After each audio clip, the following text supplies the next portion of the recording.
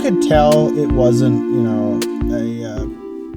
wasn't the best writing in the world, but there was a lot of components to it that were like there was more thought put into it. Yeah. For sure. It was almost like George Lucas put his best effort into this. Yeah. It wasn't great. He's not the greatest director. He's not the greatest writer, but he put his best effort. I would definitely give him the most improved award at the very least.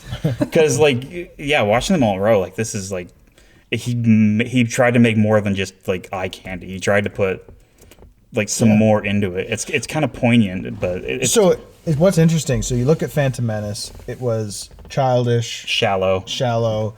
And then you get a little more depth, but a bad attempt at it. Yeah. A lot more flash, more fight scenes in Attack of the Clones.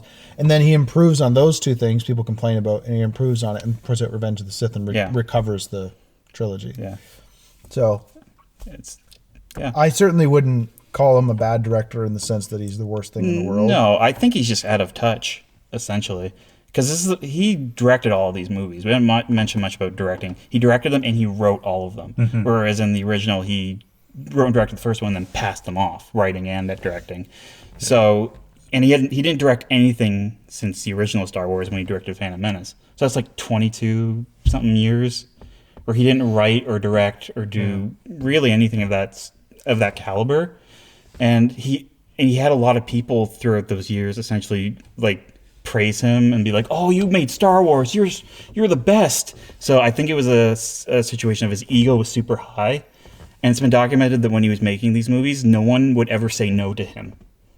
So if he had a choice, I think Jar Jar is probably the most famous example where it's like, "I have this idea for Jar Jar."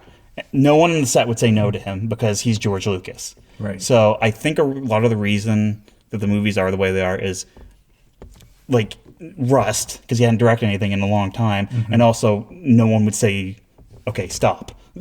Think about what you're doing." Yeah. But by the third time he got to the third one, he was starting to learn. I did you had sent a clip of it's so much funnier now, but a clip of someone did a parody of George Lucas finding Hayden Christensen, or did you? Yeah, you sent it. He found he watched the kid on Goosebumps or whatever. I don't think this. Who sent me that? I didn't.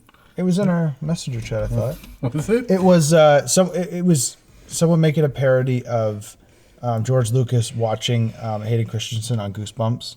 He was on Goosebumps? Yeah. Okay. And geez, I hope I'm not dreaming all of this.